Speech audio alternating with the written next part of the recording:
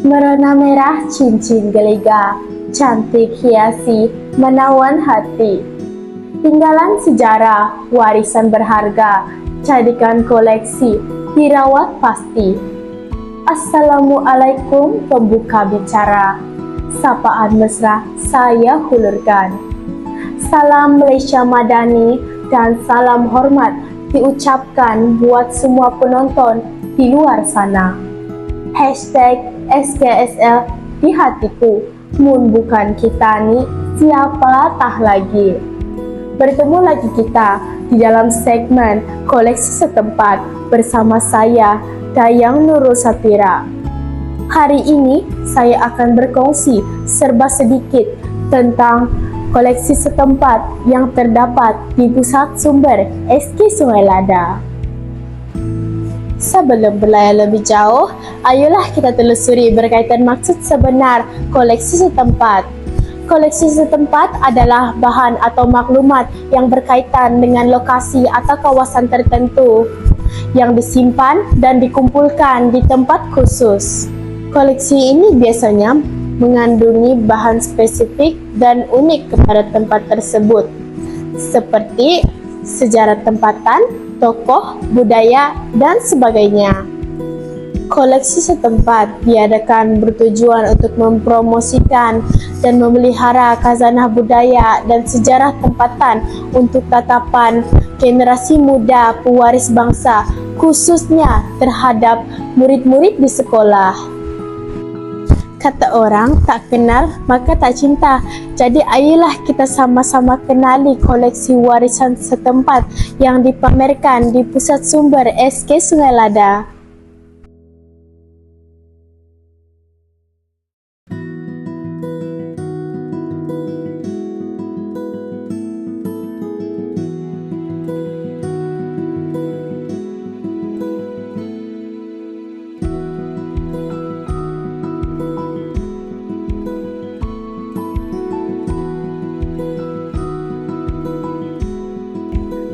Tembikar merupakan salah satu hasil kraft tangan tradisional yang diperbuat sama ada daripada tembaga maupun tanah liat.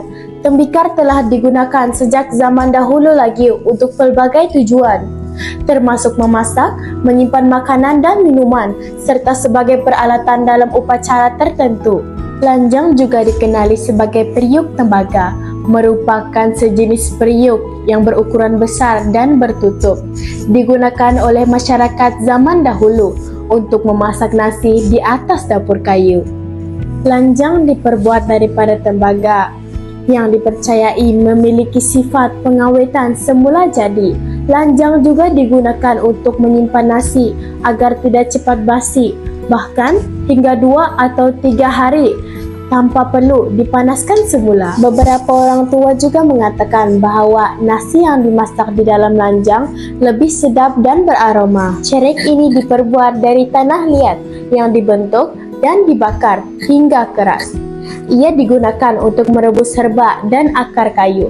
Malah dalam perbidanan, cerek ini digunakan untuk merebus segala herba mandian dan minuman.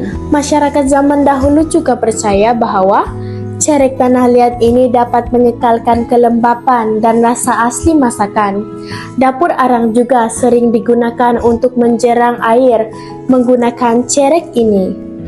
Penggunaannya mencerminkan kebijaksanaan masyarakat dahulu dalam memanfaatkan sumber alam. Pinggan diperbuat daripada bahan seramik. Tekstur seramik mempunyai keupayaan penebat haba yang baik. Selain daripada fungsi utama menghidang makanan, pinggan juga digunakan dalam upacara keagamaan, persembahan, dan sebagai hiasan. Pinggan zaman dahulu menampilkan keindahan seni dan motif bunga yang pelbagai. Cawan wujud sejak zaman purba, digunakan untuk minum atau menikmati teh. Bentuk asas cawan biasanya lurus atau terbuka, dengan diameter mulut hampir sama dengan ketinggiannya. Diperbuat dari bahan seramik yang mempunyai keupayaan penebat haba yang baik. Cawan seramik zaman dahulu sering dihiasi dengan corak dan reka bentuk yang ringkas atau yang rumit mengikut budaya dan zaman. Mangkuk seramik zaman dahulu diperbuat menggunakan tanah liat yang dibentuk dibakar pada suhu yang tinggi bagi mendapatkan hasil yang keras dan tahan lama. Mangkuk seramik zaman dahulu seringkali dihiasi dengan corak dan motif yang mencerminkan kepercayaan, mitologi, dan gaya hidup pada masa itu. Mangkuk seramik digunakan untuk menghidangkan nasi, sup, dan hidangan lain. Bentuknya yang dalam, lebar, dan sifat pengekalan haba yang menjadikannya sempurna untuk memastikan makanan agar tetap hangat semasa dimakan. Talam merujuk kepada piring atau dulang yang diperbuat dari tembaga. Ia mempunyai nilai sejarah dan seni yang tinggi. Ia bukan sekadar alat untuk menghidang makanan, tetapi ia juga cerminan kepada budaya dan zaman ketika ia dicipta. Talam digunakan untuk menghidang makanan dalam acara adat yang disebut malam beridang. Ia juga berfungsi untuk menjadi hiasan rumah, alat acara keagamaan, atau hadiah istimewa. Talam antik mempunyai rekaan unik dan menarik, mencerminkan gaya seni pada zamannya. Ukiran dan motif pada talam boleh menceritakan kisah, kepercayaan, dan adat resam masyarakat. Pasu ini diperbuat dari tanah liat yang merupakan bahan semula jadi dan mudah dibentuk. Ia boleh dijadikan sebagai bekas tanaman, hiasan, atau objek koleksi. Ia digunakan untuk menyimpan makanan seperti beras, padi, dan bijirin. Ia juga digunakan untuk menyimpan air, minyak, dan bahan-bahan lain.